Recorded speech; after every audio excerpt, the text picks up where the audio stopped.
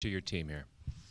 Well, it was a hard-fought game for sure, and it hang in there for 4 quarters, and a lot of little things that we can improve on, but there was a lot to take away from that game that was positive as well.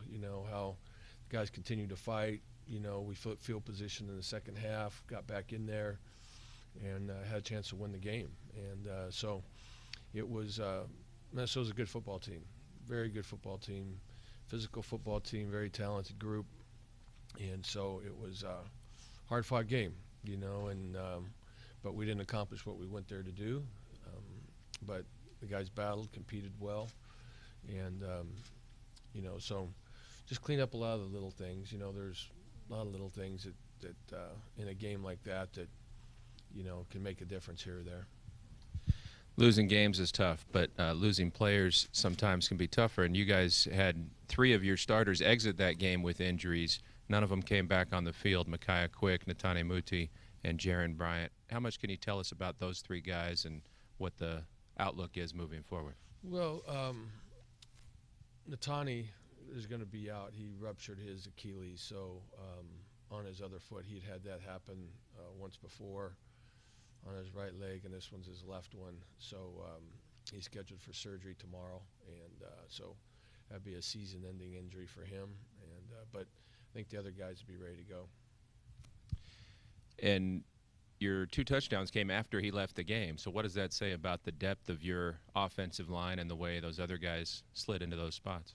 Well, the good thing about it is Christian moved out to tackle, which that's where he played all year last year, so there's some comfort level there. And Nick Abbs came in and competed real well at left guard. So um, now we just have to make sure that the backups in those places are sound.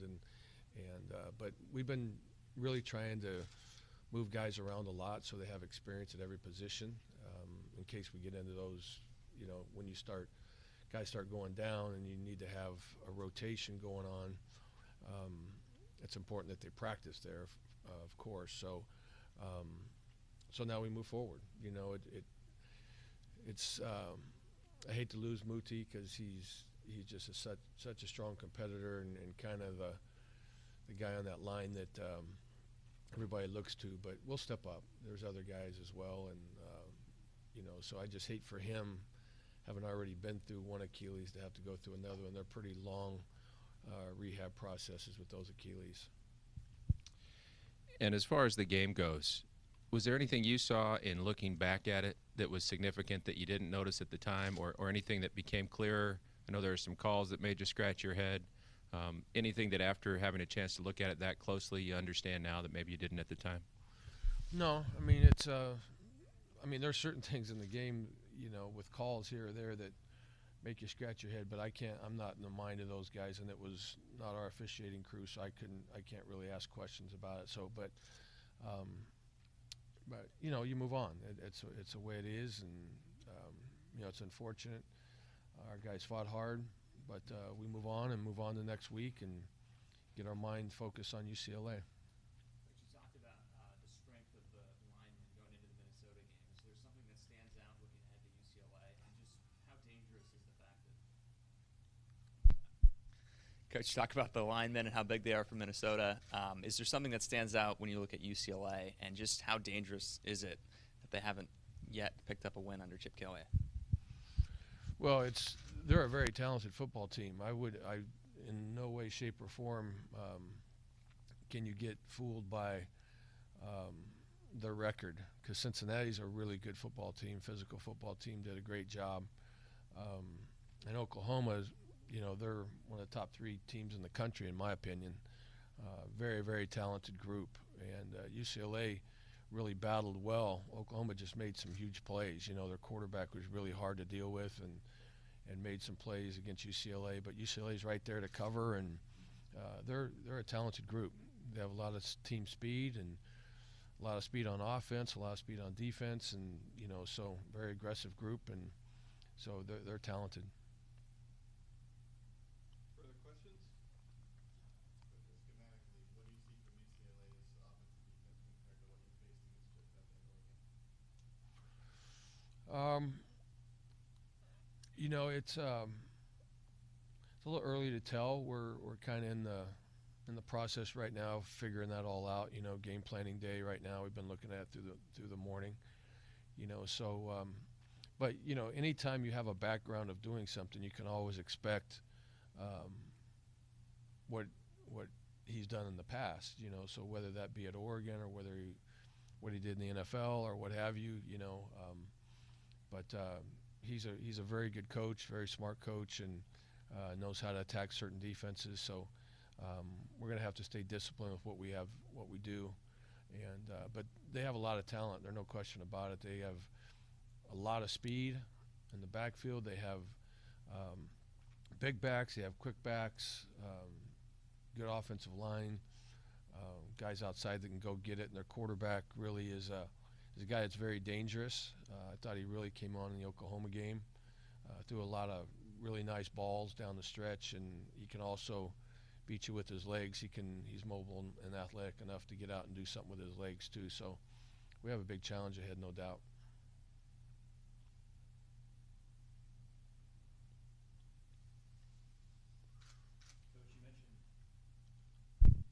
Coach, you mentioned their running backs. Their two main running backs are guys who are from the Valley, Casimir Allen and Bolu Olorunfemi. Kind of ironic that the two guys that you're going to be facing are guys that you are familiar with, having seen them before on film? Well, Casimir, yes. I don't think we were here when Bolu was here, but very familiar with him. He's a very good running back, and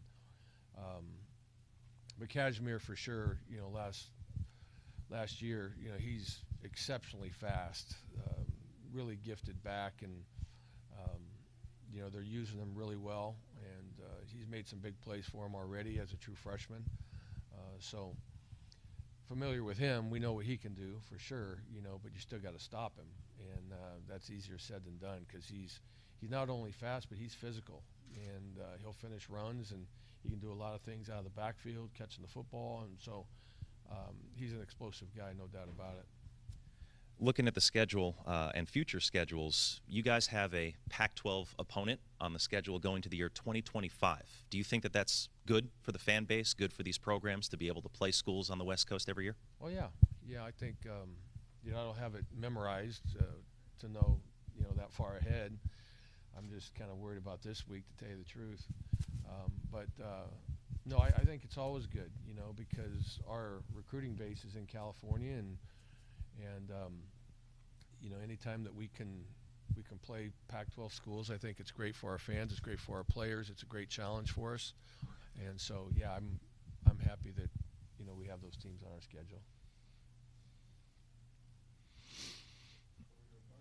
Coach, what do you tell the guys on Saturday night or yesterday to get them to move on from that disappointment on Saturday? What do you say to them, or how do you coach them to put that loss behind them? Well, it's, you know, we have to talk about it. You know, we have to talk about things where we can improve and all the details that go on. But it's really important that we go out on Sunday and go out and practice and be able to correct a few things, and then talk about, got to put it behind us. You know, we have to move on. And so, like I told the team, there's a lot of things we can learn from, but there's a lot of positives in the game that we can take as well, you know, to create confidence for ourselves. And you know, it was a hard-fought game. You know, two good football teams, a hard-fought game. We came up a little short, you know, and so to really have the mindset of to continue to compete, continue to work, and to continue to improve in a lot of areas, you know, that's what it's all about. And so kind of taking it as a learning experience, and you know, fix some little details here and there. And I'm sure, you know, I don't know that there's been a perfect football game yet. And so I think every team, win or lose, you know, you look at evaluating, everyone's self-evaluating, you know, me included. You know, I told them, you know, coaches self-evaluate, I self-evaluate, you know, about everything that we do. Players need to also do that. You know, we're in this together, and it's part of the process, you know, but we have to move on now and have a great week of work. And UCLA, like I said, is a very talented physical football team, and it's going to be another battle. when you watch film of the fullback option pass, why didn't that play work? Well, it may sound funny, but I think he was too open, and we got what we wanted. They were aggressive, and he's open, and he was kind of so open that we just lobbed the ball up to him, trying to make it, kind of didn't want to miss him, and so that gave the guy time to get back and recover, and he made an awesome play. I mean, it was a great play by the guy, a one-handed interception, turn him back around, but we had it early, and so it's unfortunate, but they made a great play, and so you have to give them a lot of credit. That guy recovered and made a one-handed catch, and things like that, and so just kind of underthrew it a little bit, and but it's unfortunate, but it is what it is, and now we move on. Okay. Before you move on, do you second guess at all that play call, especially on first down? And you run a couple plays there, you really milk the clock to the end, and maybe don't give them any time to, if you score, to come back, and they had a kicker that was kicking 50-yard field goals. So yeah, well, I've heard a couple times it's first down. They're not going to suck up on that play on third down. It's a run down, and and that's when they're most aggressive, is on first down when you're in a running formation, which we were. And so that's when they're most aggressive. And we were on the proper hash mark for it, and the whole thing was set up for it, if it works, it's great. Unfortunately, they made a great play on it. But, yeah, I mean, I don't doubt it, but, I can't tell you how many times I've been over it in my mind, through last night, and laying awake all night thinking about it. It's just part of the deal, there's, when things happen like that, there's always a thought of what could we have done, or what should, there's always that. If you're a coach and you care about stuff, it's, you always, kind of go over it in your head a million times, and so, but it's just one of those things. I thought the play was there, and it just didn't work out for us. That play was in the game plan specifically for a situation like that, when you were on the hash mark that you wanted to be on. That was a play that you guys had worked on all week to, Yeah. There was no, okay. And then We didn't draw it up on the sideline. well, That's what you're and I guess, Hokett did throw 2 touchdown passes last season. How close was that play on Saturday? How closely did it resemble those plays last season? Different formation. Was there any chance that Minnesota kind of saw it coming? No. Well, I don't think so. I mean, he was open. I don't think so. It was at a totally different formation.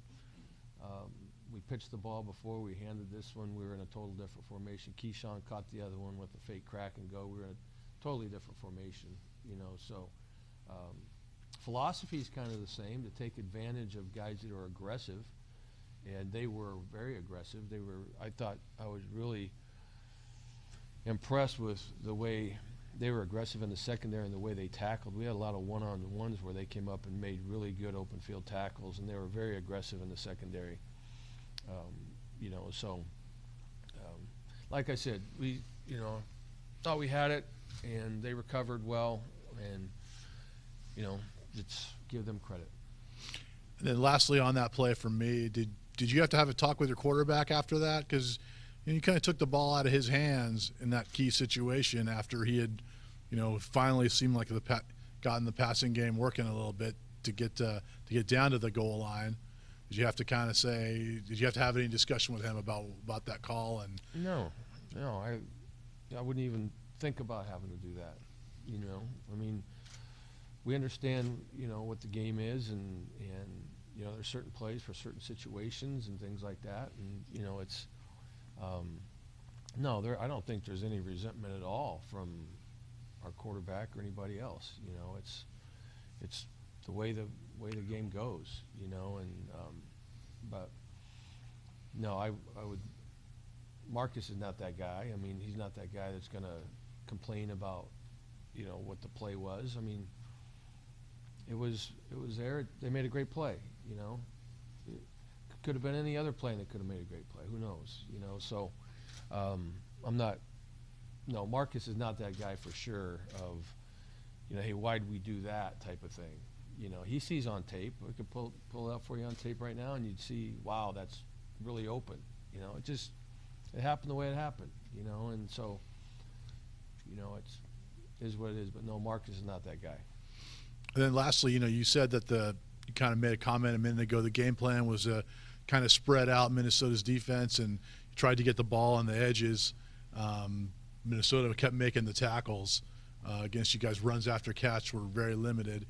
Did you stick with that game plan a little bit too long, and maybe did you wait too long to try to go downfield with your passing game? No, I don't think so. A lot of those things are built into the play. When you have them, you have them. I mean, because they make an open field tackle once or twice, you're just going to give up on something. No, I mean, that's not the way it goes. And you kind of go with the way the play is designed. We did push the ball downfield a few times in the first half. Missed on a deep ball to Jameer. We got offensive pass interference on another one that we were going deep downfield. So no, I don't think. I don't believe that. That doesn't stick out in my mind of, hey, we stayed with something too long or anything like that. They're part of the play designs. Coach, what's so special about playing at the Rose Bowl? It's a great environment. It's a great field. The times I've played there in the past, it's a lot of support there. It's hostile. There's a lot of noise. It's a great college environment to play in. Huge stadium, obviously, but it's a great place to play. It's a great college football environment. So, it'd be a nice experience to go there. But we have to block all that stuff out, and just kind of focus on what goes on between the lines. Do you expect a lot of red waivers to be down there? Yeah. I mean, I don't know. I've heard a lot of people are going, but which would be great if they make the trip down there. I know it holds some people back being at night like that, being a late game. But it'd be great to have the red wave there. Fan support is always critical for us. Any further questions in the back? Paul Leffler?